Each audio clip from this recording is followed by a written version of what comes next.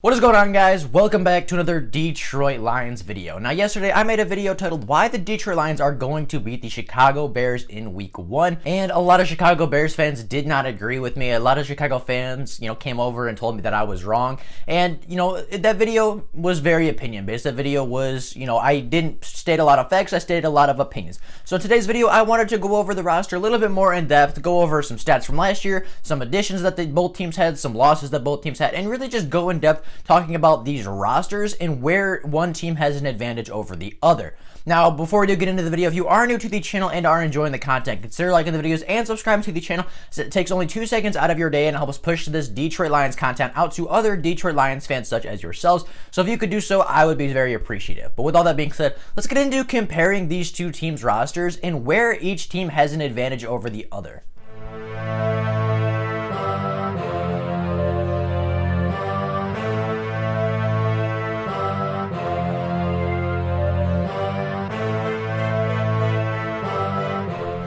Now, starting on the offensive side of the ball, we'll look at the pass offense. Now, last year, the Detroit Lions had 3,900 passing yards, 28 passing touchdowns, and 15 interceptions. Now, they did this without Matthew Stafford, the starting quarterback, for over 8 games, and they did that also while only having 6 offensive players play in all 16 games throughout the season. Now, the Chicago Bears last year had 3,291 passing yards, 20 passing touchdowns, and 12 interceptions thrown. Now, they did have their starting quarterback start 15 games for them last season, and they had 10 different starters on the offense play in all 16 games for them. So the Chicago Bears were a healthier offense. They had their starting quarterback there more than the Detroit Lions. They had their starting talent out there more than the Detroit Lions did, and the Detroit Lions still had a better and more efficient passing offense than the Chicago Bears did last season. And moving on to the rushing attack, the Detroit Lions last season had 1,649 rushing yards, 7 rushing touchdowns, and averaged 4.1 yards a carry. Now, the Detroit Lions by the end of the season were actually down to their 8th running back. I can't remember who the 8th guy was, but they had 8 different running backs have significant carries throughout the NFL season. So, I mean, the fact that they were able to accomplish that, I know that people say we don't have a great run offense, but the fact that we were down to our 8th string running back technically, and we still put up better stats than the Bears is pretty impressive, to be honest. Now, the Chicago Bears last season rushed for 1,458 yards, 8 touchdowns, and averaged 3.7 yards a carry. Now, the Bears used primarily 4 running backs last season. Only 4 different running backs ran the ball. Now, Mitch Trubisky also ran the ball. The wide receivers had a couple end arounds as well, but primarily the Bears relied on 4 major running backs. So, once again, we look at the offense. The Bears were healthier. The Bears had their starters out there more, but guess who was the better offense? Guess who put up more stats, better production? The Detroit Lions. Now, if you look at who the Detroit Lions added and lost, the Detroit Lions in this offseason added Halapoulivaati Vaitai, who was an upgrade over Rick Wagner, who we did lose. We got Adrian Peterson, a brand new running back, DeAndre Swift, a brand new running back, Jonah Jackson, a brand new starting guard, Quintez Cephus, a very significant role player, a wide receiver who is going to be a very significant role player this year. Jamal Agnew, who is going to be a gadget player, is going to be that X factor on the offense that can do a lot of different things, as well as Hunter Bryant, a very athletic receiving tight end that is also going to get involved in the pass game if he is healthy. Now, the Detroit Lions did lose 2 big names on the offense last season, 2 starters, and those 2 guys were Graham Glasgow, but that guy was replaced by Jonah Jackson, who might not play as well as Graham Glasgow, but is going to step in, and so far throughout training camp, he has played very, very well and has really solidified that starting spot. Again, maybe not playing as well as Graham Glasgow would have, but he is not going to be a liability. He is going to step in immediately and be a big impact on this offensive line and continue to play very, very well. And then we lost Rick Wagner, who, as I already mentioned, was replaced and upgraded with Halapoulivaati Vaitai. So, if you look at who we lost and who we added, we replaced everybody that we lost, but we also upgraded at the running back positions, depth tight end positions, and, just receiver position and the receiver position as a whole. We did not lose any, well, we lost 2 guys, but we replaced them with, arguably upgrades over those guys, and the offensive line is going to play better. The wide receivers have more depth and more talent. The running backs have more depth and more talent this year, and the wide receivers have more depth and more talent this year. Now, looking at the Chicago Bears, who they brought in, the Chicago Bears brought in Jimmy Graham, Germain Ifedi, Nick Foles, and Cole Kmet. Now, I'm only mentioning that players that I believe will have impacts on their team next season. Obviously, I'm not going to list off a 8th string running back or, the 4th or 5th running back that the team's brought in because they're not going to have an impact. I'm only mentioning these significant players that were brought in and lost. Now, those 4 players, obviously 2 of them being tight ends, which the Bears have a lot of, and One is Germain Ifedi, who I believe will be a starter for the Chicago Bears. I believe he is listed as a starter right now on their depth chart. And then Nick Foles, who is not going to play in week 1, or at least will not start the game. That's not a whole lot of addition, really. I mean, you add 2 tight ends, one who's way out of his prime and will not be playing super well in Jimmy Graham, and Cole Kmet, who, as I said yesterday, is very talented, but at the same time, it's a rookie tight end. They tend to struggle in rookie seasons. We saw that with TJ Hockenson. We see that with a lot of great tight ends. Generally, tight ends do not have the most efficient rookie seasons, so I'm not too worried about that. And then Nick Foles isn't going to play week 1, and Germain Ifedi, if he plugs in and is a better offensive line, good for you. But again, I don't know how much impact he's going to have on the football game. Now, the Chicago Bears, for not adding a whole lot of people, also did not lose a lot of people on the offensive side of the ball. Now, the only real big name player that they lost was Cornelius Lucas, who did start 8 games on that offensive line for the Chicago Bears. He did leave in free agency. However, as I said, they brought in Germain Ifedi to kind of replace him, and they brought in Germain Ifedi to really just, fix up that offensive line that had a couple of guys leaving free agency. That was the only real big name, or that was really the only guy that started a significant amount of games last year that left for the Bears offense. But as we saw last year, the Bears offense wasn't super efficient, wasn't super good in the air or on the ground, and they really didn't add a whole lot of pieces that makes me think that this offense is going to take a huge step forward. Mitch Trubisky, I've watched his training camp highlights. Nothing has really shown me that he has taken that next step forward. I've watched Nick Foles highlights personally. I think Nick Foles should be starting.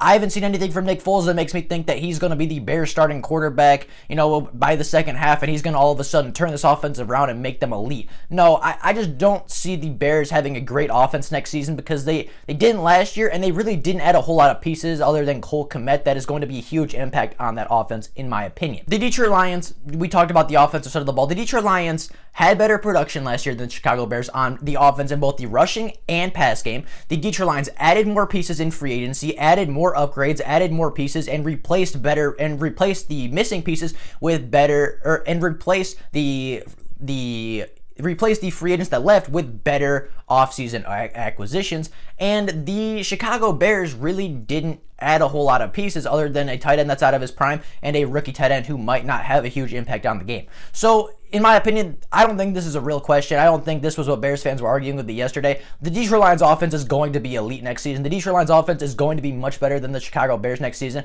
And even if the Chicago Bears have a great defense, I still think the Detroit Lions offense, with all the weapons that Matthew Stafford has, with Matthew Stafford playing elite, with Darrell Bevell being in his second year and being a more creative play caller, I truly believe this offense is still going to be effective against the Bears. Yesterday I said it's realistic that we put up 45 points. It's probably not going to happen against the Chicago Bears. That might have been a little bit of an overstatement, but I do still think that we are going to be super efficient against the Bears, and I still do think we put up a few touchdowns. I still do think the Detroit Lions put up 3-4 touchdowns next week on the Chicago Bears, because the Detroit Lions were super efficient last year, even with all their deficits when they played the Bears. So with all these starters returning, I don't see a reality where the Chicago Bears step up and they really lock down everybody on this offense. And moving over to the defensive side of the ball, where the Chicago Bears do have the advantage. Last season, the Detroit Lions pass defense gave up 4,551 yards, 33 touchdowns, and only had 7 interceptions. Now, it is important to realize also that the Detroit Lions did not have a single player on the defensive side of the ball start in every single game. They did not have a single player on the defensive side of the ball. Not one of the 11 starters started every single game for the Detroit Lions. So just keep that in mind when we're listing these stats. Now, the Chicago Bears had a significantly better pass defense, as they only allowed 3,554 pass yards, 17 touchdowns, and they had 10 interceptions. However, the Bears had 5 different defensive starters start 16 games for them last season. So they had 5 of their 11 guys start every single game, where the Detroit Lions had none. And yes, obviously, when you have your starters playing, your defense is going to be much better than a team that doesn't have their starters playing. That's just a fact. Looking at the rush defense, the Detroit Lions give up 1,855 yards on the ground and 13 touchdowns. Once again, they did not have a single player play start all 16 games. And the Chicago Bears only allowed 1,632 rushing yards, but they did allow 16 touchdowns, which was actually more than the Detroit Lions. Now, if you look at that, you're obviously going to say the Chicago Bears have a much better defense, right? You're going to say the Chicago Bears give up less yards in both the pass and run game. They got more interceptions. They give up less passing touchdowns. The only thing the Lions won in was rushing touchdowns allowed. But then if you go over and look at the snap count for these defenses, the Detroit Lions defense last year played 1,094 defensive snaps, while the Chicago Bears only played in 1,017. Now you might say, okay, that's, more snaps, but how much is that really? Well, the Detroit Lions last year obviously played the most snaps in the NFL on defense, and they averaged playing 68.4 snaps a game. Now, the Detroit Lions played over 70 snaps more than the Chicago Bears on defense. So if you look at the stats, you're going to say, yeah, that's bad. But the Detroit Lions over a game's worth of snaps more than the Chicago Bears. The Detroit Lions played in pretty much an extra game on top. They basically played 17 games worth of snaps at that point. Like the Chicago Bears, you have to look at it in context, though, because in a vacuum, yeah, the Bears look like they have a much better defense, or they look like they had a huge, much better defense last year. And I'm not saying it wasn't better than the Detroit Lions, but the Detroit Lions played an extra game's worth of snaps and more than the Chicago Bears last year. So if you look at those stats with that in mind, and the fact that the Detroit Lions did not have a single defensive starter play, or it didn't have a single defensive player start every single game, you kind of start to see why the defense was so poor last year. You kind of start to see that, yeah, if they're playing all these more snaps than the Chicago Bears, if they have all their starters missing games when the Chicago Bears have several players playing or starting every single football game for them, then yeah, the defense for the Detroit Lions is going to look much, much worse. Now, if you move over to additions and losses, the Detroit Lions this season added a lot on the defense side of the ball. They revamped, they remade, and this defense is so different from where it was even a year ago. Now, the Detroit Lions added guys like Jamie Collins, Danny Shelton, Desmond Trufant, Daron Harmon, who are all going to be starters, by the way, in this defense. They added Jeff Okudah, who's going to be a rotational defensive back to start the season, but will eventually, in my opinion, grow into that starting cornerback role we drafted him to be. We got Nick Williams from the Bears, who had 6 sacks last season. We got Reggie Ragland, the Super Bowl champion from last season, and was really a big part of that Super Bowl run for them. Jaron Kearse, the X Factor from Minnesota, who is suspended for the first 3 games, but will still have an impact the second time we play the Bears. And that's not even to mention some of the other depth pieces we got. And I know I only said we're going to do impact players, but all of those guys are going to be impact players. Most of those guys are new starters on the defensive side of the ball. Now, the Detroit Lions obviously lost some players on the defensive side of the ball too, as they lost Snacks Harrison, A'Shawn Robinson, Darius Slate, and Devon Kennard. However, Devon Kennard was really the only player on that defense that I thought we should not have lost. Snacks Harrison did not play super well last year. He was not the same Damon Snacks Harrison we traded for and played like in the 2018 season. A'Shawn Robinson was okay, but I still think we got an upgrade with Danny Shelton over him. Darius Slate, obviously big play Slate, one of my favorite players when he was on the Detroit Lions. Still one of my favorite players, or still one of my favorite non-Detroit Lions in the NFL. If he was, I'm really sad that he wasn't able to stay in Detroit, but at the same time, he had kind of a down season last year as well. And then Devon Kennard was leading our team in sacks last season. I'm not sure why we cut Devon Kennard, maybe because we just wanted to get younger at the position, maybe because the Detroit Lions have a plan at that position, but that's the only one that I really disagree with. However, we did replace him with guys like Julian Okwara and Jamie Collins, who can both step into that jack role and play it super efficiently. So once again, kind of like the offense, yeah, we lost some players on the defensive side of the ball, but we upgraded at those positions. We still upgraded at the cornerback spot. Yeah, is our number 1 cornerback as good as Darius Slay? No, but our cornerback room is better than when we had Darius Slay. Is our defensive tackle play going to be better? Absolutely, because yeah, we might not have Snacks and A'Shawn Robinson and Mike Daniels, who looked really, really solid at the beginning of the season, but now we have Danny Shelton, Nick Williams, and John Pennicini, who are going to be very good football players for the Detroit Lions, and they're going to have huge impacts and play better than that defensive line did last season. So just like the offensive side of the ball, we lost players, but we replaced them and upgraded at the position overall, including adding 3 players from 2019's number 1 defense in the New England Patriots. Now, looking at what the Bears did in free agency as far as the defensive side of the ball, they made 2 really big acquisitions in Robert Quinn and Tayshaun Gibson, who I both believe are going to be starters for them. I'm pretty certain that they're going to be starters for the Chicago Bears, and those were very solid pickups. Robert Quinn had a great season last year, has been inconsistent at times throughout his career, but last year showed a lot of really good things with the Cowboys. Got to Matthew Stafford a couple times got to the quarterback when the Cowboys played the Lions last year. So he played really well for the Dallas Cowboys last season, and adding him with Khalil Mack, I think, was a good acquisition. And Tayshaun Gibson, a new starting safety for the Chicago Bears. I don't know a lot about Tayshaun Gibson, but I've never heard of him as being an elite safety, so I would say he's a solid safety, but nothing really to write home about. But then you go to the losses for the Chicago Bears, and you got Nick Kwiatkowski, who's been a big part of that defense for a couple years now. You got Leonard Floyd, who's been a big part of that defense. Nick Williams, who had 6 sacks last year. Clinton Dix, who was your starting free safety last season, as well as Prince Amukamara, who was your starting boundary cornerback last year. You guys did not really replace that. I know you brought in Jalen Johnson to replace Amukamara, but he's a rookie, and he's going to get picked on by this elite Detroit Lions wide receiver core. I know you replaced with Tayshaun Gibson, but I would rather have Clinton Dix personally. Nick Williams, I don't think you guys brought in a great defensive pass rushing D tackle to replace Nick Williams. You guys did not bring in, you guys replaced Leonard Floyd with Robert Quinn, which I think was an upgrade. You guys did not really replace Nick Kwiatkowski, who I thought was pretty solid for the Bears defense last year. And the Bears just lost some of their key contributors from last season, and yet they brought in a big name in Robert Quinn. They brought in a decent safety in Tayshaun Gibson, but you also lost a lot of depth pieces, and the NFL is more than just the starters. The defense in the NFL relies a lot on the backups because guys get injured, guys get fatigued, and yeah, your starting defense might look solid, but what depth do you truly have? You just lost a lot of your depth in, Kwiatkowski and Williams and Floyd and and Amukamara, and you just lost all these veterans that have been big parts of your defense since your 2018 run where you guys were very, very good. And who's replacing these guys? Rookies and unproven veterans?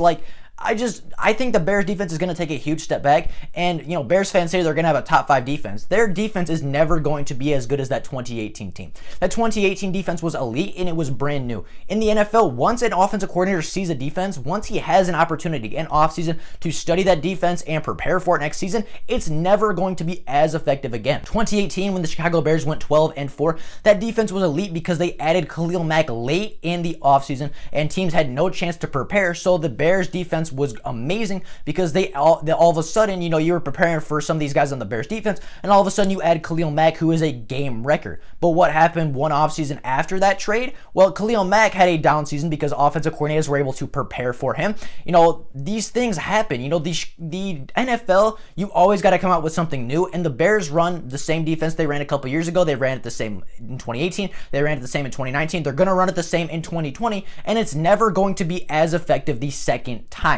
So, if you just look at all these stats, look at who the Lions got, look at who the Bears lost, look at the replacements, look at the upgrades on each side of the team, look at the offensive and defensive efficiency and the snap counts and everything. If you take everything into account, Detroit Lions should win this game with all the defensive additions, with the offense being better than last year, and even last year they were significantly better than the Chicago Bears, and Darrell Bevell having a second year to sit down and really study this Bears defense. Even with that one big acquisition in Robert Quinn, the Detroit Lions offense is going to be ready for that defense. They are going to be able to counter pretty much anything the Bears throw at them, because at this point the NFL has seen what the Bears have to throw. With all that being said, though, that is my opinion. That is what I think. And yes, I backed it up all with stats, but I know Bears fans are going to be in here trying to tell me that they're going to win this game. In my opinion, the Detroit Lions should dominate this game. It might not be that way on the scoreboard, but the Detroit Lions should be able to run the ball. The Detroit Lions should be able to have offensive, efficient drives, to maintain drives, to score touchdowns, to drain the clock.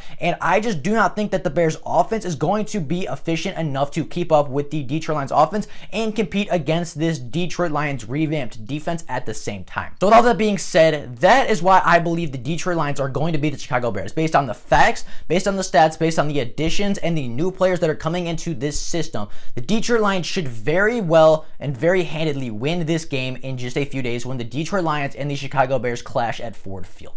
Now, with all that being said, that is all I got for you guys today. What do you guys think about this game? Do you guys think the Bears are going to win this game, or do you think the Lions are going to win this game? Do you think the Detroit Lions should dominate with their elite offense, or do you think the Bears defense will be able to step up a little bit better than 2019 and maybe hold the Detroit Lions offense back more than I think they will?